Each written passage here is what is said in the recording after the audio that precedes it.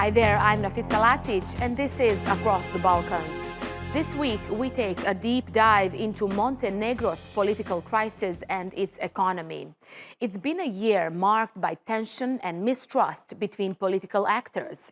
That's how the European Commission described the situation in their latest report, which says friction between the new ruling majority and the opposition since last year's election has slowed down reforms. This coalition came to power after ousting Milo Đukanović and his party after 30 years. It's Montenegro's first government, comprised mostly of non-politically affiliated experts. One of those experts is the Minister of Economy, Jakov Milatović. He was here in Turkey on an official visit, and so I sat down with him to ask whether he can get the economic recovery back on track and just how fragile he thinks his government is. Mr. Milatović, welcome to Istanbul.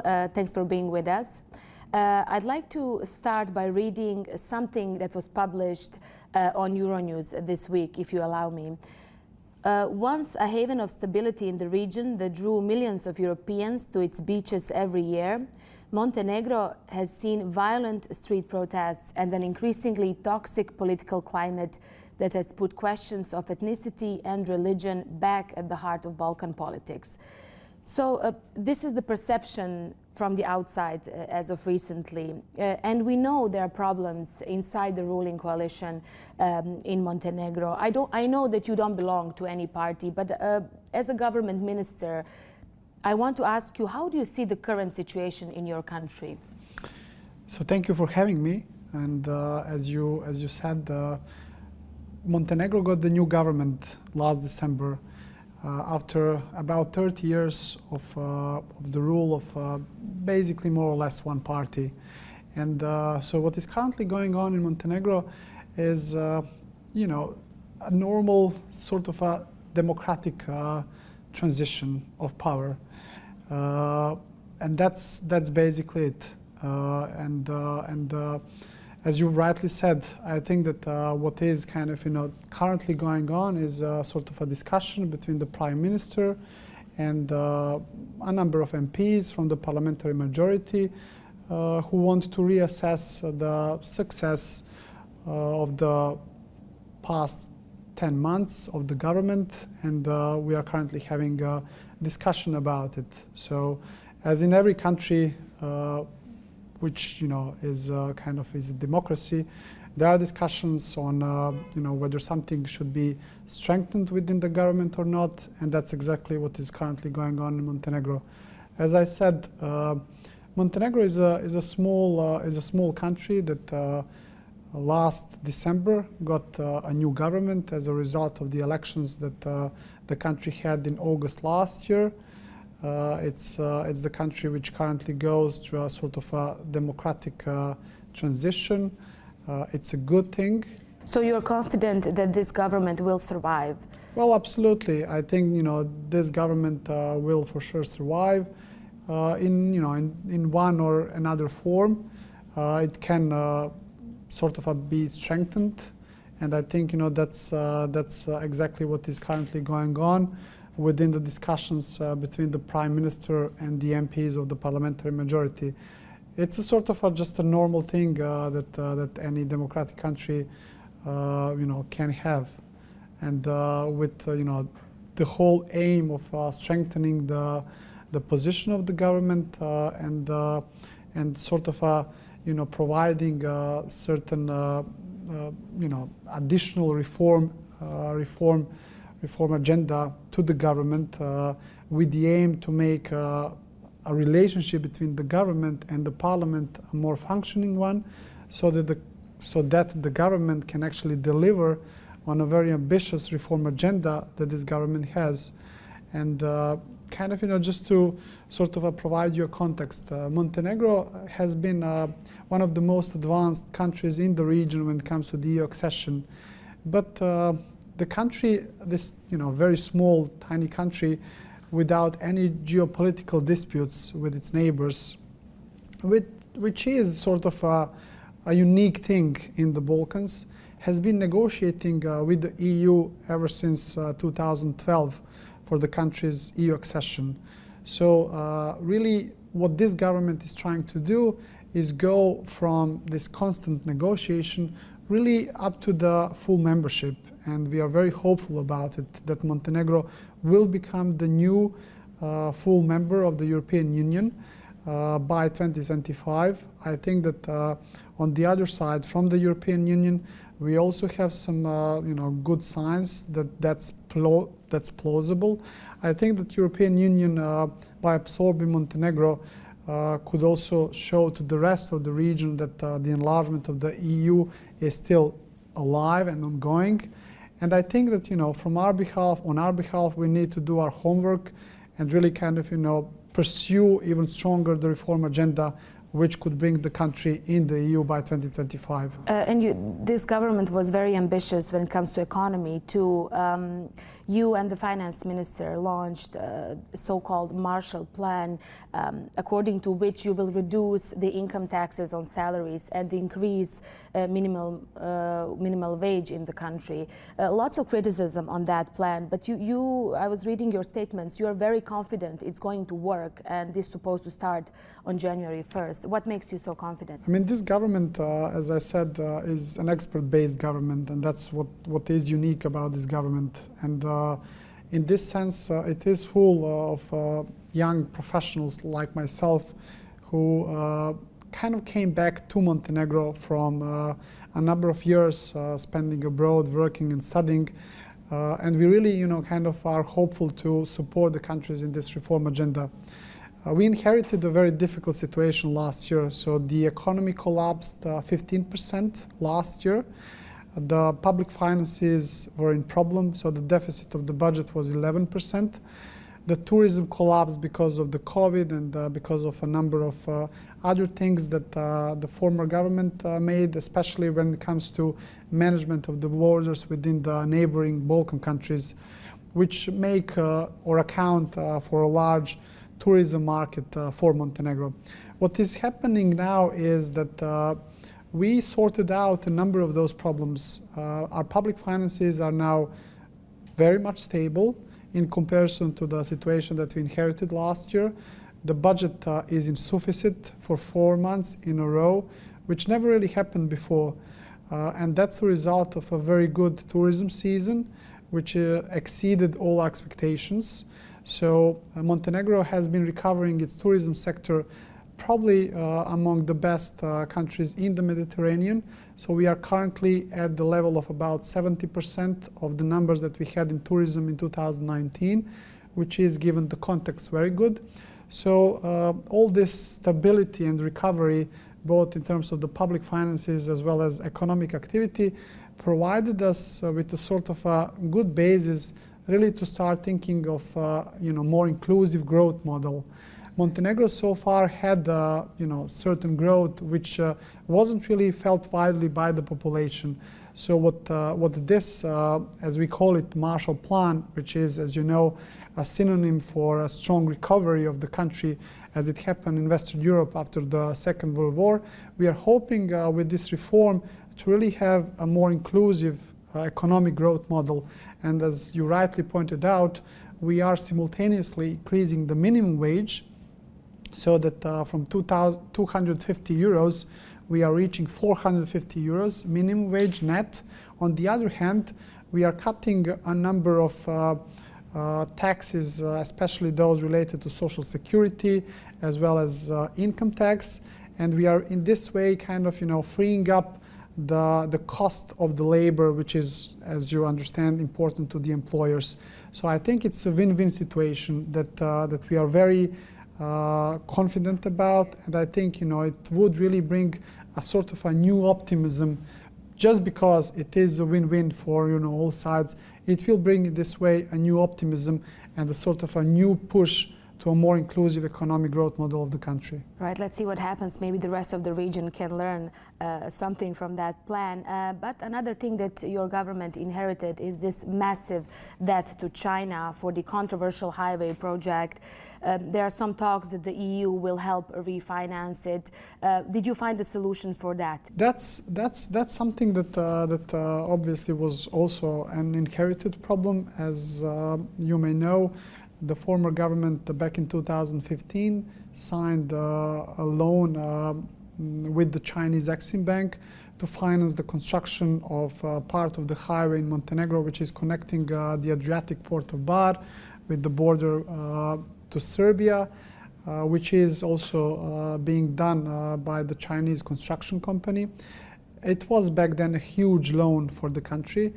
It accounts for about 20% of the national GDP, and more importantly, the transaction or the loan was made in US dollars, which is not the currency of the country, and that basically made sort of a risk for the public finances because of the currency risk that in this way the country was exposed to.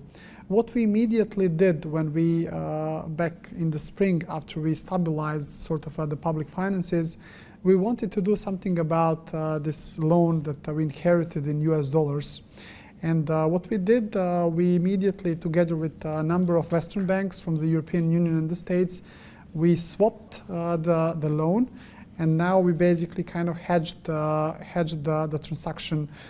So in this way, we basically hedged the currency risk that we had before, and I think that also enabled us to safeguard approximately about 8 million euros on an annual basis from our public finances. So as you understand, we already reacted, and we are now in a much better situation than we were back then. Obviously, with the support from the Western banks.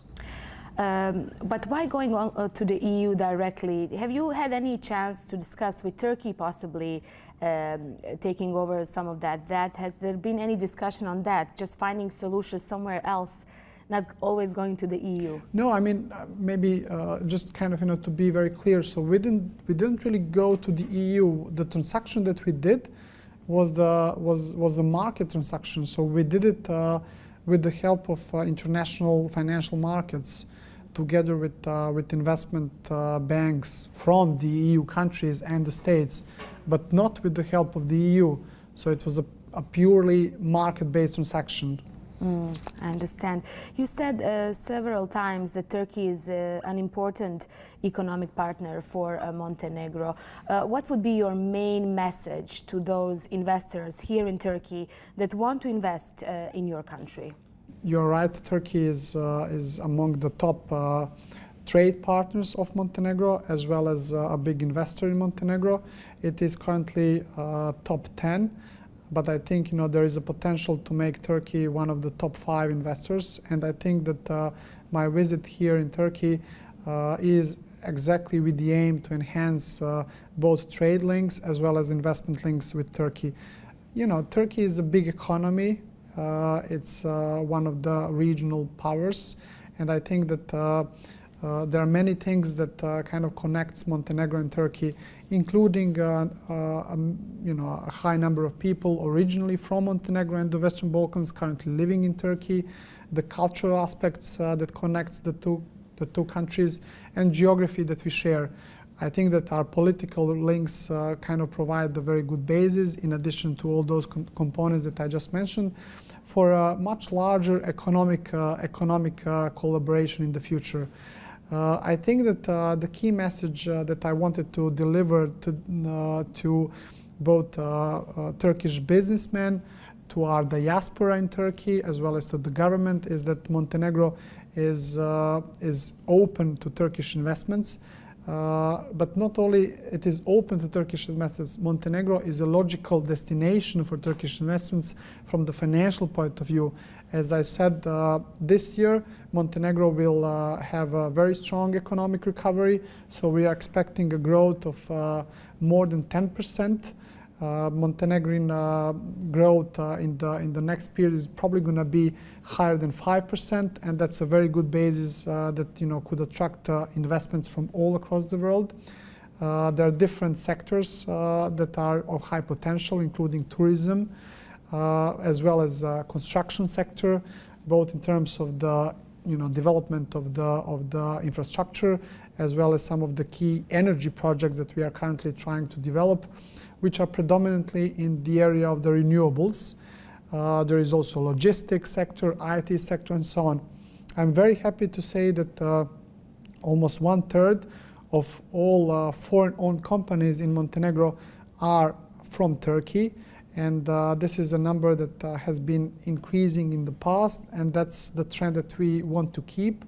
And those are some of the things that I kind of try to pitch these days to the Turkish investors as well, hoping for them to learn what are the investment opportunities, what are the reasons why they would why they should come, including those of 9% tax rate, some of incentives that we provide to investors, including in those sectors such as energy, innovation, and so on. So that's those are all the reasons. And we've seen a couple of high-profile visits by Montenegrin officials just in the last couple of months. Turkish President Erdogan visited Montenegro back in August. What's the reason for this increased diplomatic activity? What will come out of this? More cooperation, and in which areas particularly you think? I think this very good political relationship that we have with Turkey will result and is already resulting in an increased demand from the Turkish businessmen to invest to Montenegro. We are, and that's part of my visit. We've seen a visit of our Minister of Health to Turkey. Turkey is one of the main destinations where, with whom we have collaboration in the health sector. A number of people from Montenegro go to Turkey and to the great Turkish hospital system to find solution for the problems. So that's something that we also want to expand further on. We also, would like to pitch Montenegro as a sort of a destination for health tourism, which could be of interest of Turkey, and so on and so forth. So I'm very happy to see this very dynamic sort of a bilateral agenda that we have seen between Montenegro and Turkey over the past 6 months, and I'm absolutely sure this is what's gonna remain in the future, and I'm absolutely confident that this is gonna result in a number of good things for the economies and the people of both countries.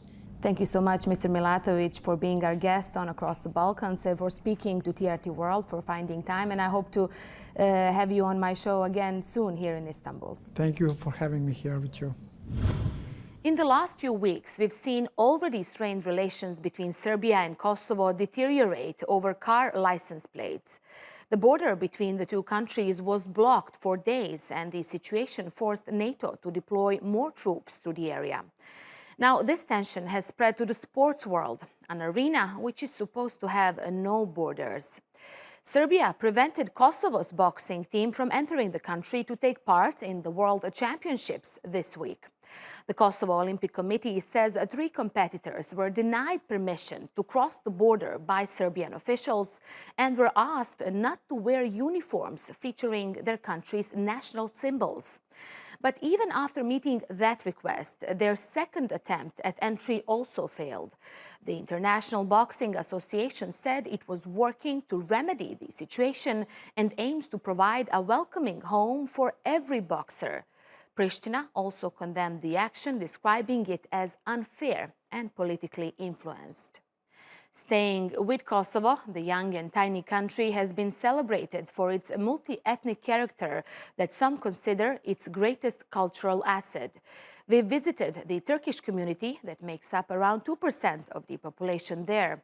It faces challenges that are common to the region: unemployment and the migration of young and educated people.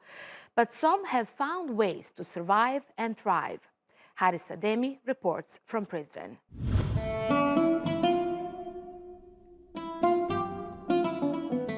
Cihan Taç has just returned from Turkey as a newly graduated mechanical engineer. But he's not sure if his profession will lead to a job here in Mamusha. The small Turkish majority municipality doesn't hold much promise for young people. Neither do other cities in Kosovo. Ne kadar iyi eğitim almış olsak da buraya gelince ilk aranan şey Arnavutça biliyor musun? Buraya ayak uydurabilir misin? Uyum sağlayabilir misin? Yani senin eğitiminle ilgilenen pek yok. Yani olsa biz şu ana kadar bir sürü inşaat mühendisi yetiştirdik. Makine mühendisi olsun. Tıp doktorları bile şu an burada sıkıntı yaşıyor. İlk önce iş hayatlarına orada başlamaları gerekiyor ki buraya gelebilsin. Many of his friends moved to Turkey or elsewhere in Europe for a better life. The same fate could befall Cihan. Şu anda Mamuşa'da inanılmaz bir gizli işsizlik var. Yani adam üniversite mezunu ama kendi işinde, babasının işinde çalışıyor ve kendini maalesef işsiz olarak çalışıyor gözüküyor. Yani şu anda burada üniversitede eğitim alıp İsviçre'ye giden, Almanya'ya giden bir sürü tanıdığım var. Yani burada inanılmaz bir sorun olmasa onlar bu eğitime rağmen Almanya'ya gitmeyecekti. Yani bu su götürmez bir gerçek. Ben de makine mühendisliğini bitirdiğimde ya inanılmaz bir mühendis olmam gerekiyor burada işe girmek için, yani tecrübeli bir mühendis. Yani ne kadar iyi eğitim alırsan al, tecrübeli bir mühendis değilsen ya da inanılmaz bir Arnavutçan yoksa işe giremiyorsun. Bu inanılmaz bir sıkıntı bizim için. For families who decide to stay but are struggling financially, the state provides social assistance. Verilerimizi söyleyecek olursak, merkezden, Sosyal Refah Bakanlığı'ndan yardım alan aile sayımız 30 civarındadır.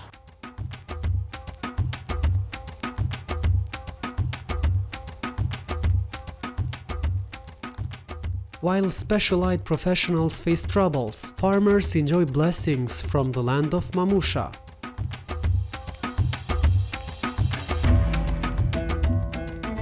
Nihat Taç's company is preparing pickles for the winter season. He has managed to create jobs for women in the area from all communities.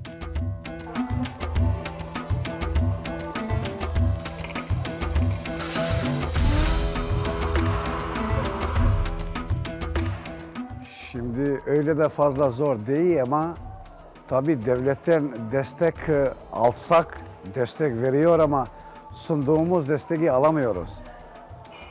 Çünkü Mamuşa yaklaşık 7.000 nüfus civarındadır. %90 tarımla uğraşan bir belediyedir. Kosova'nın hambaridir Mamuşa. Mamuşa domates, salatalık üretmezse burada fiyat Ağustos'ta 1-1,5 euro çıkar. Mamusha is in Kosovo's most densely populated district. Here in the main city of Prizren, crafts and trade are the predominant businesses.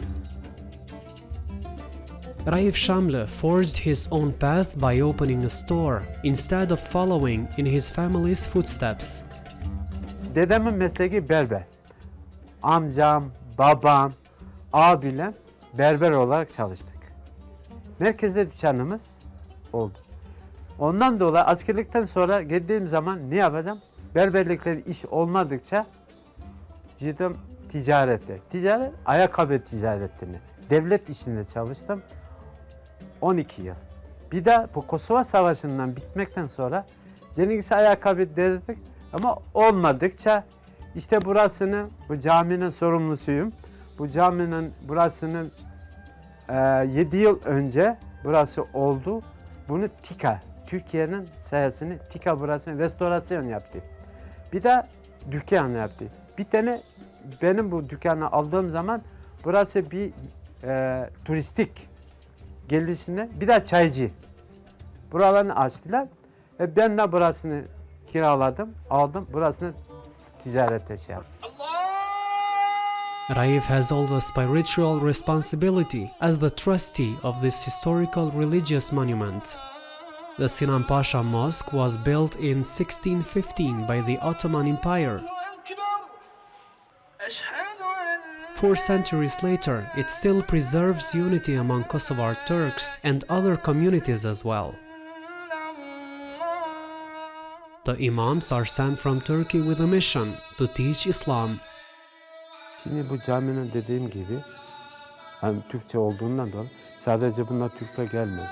Cumalarda 5 vakit namaz kılınmaktadır.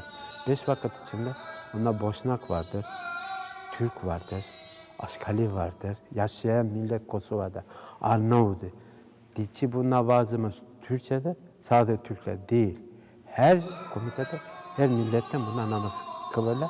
Hem kimse bir şey diyemez, denen olmamıştır da bu düğüne kadar.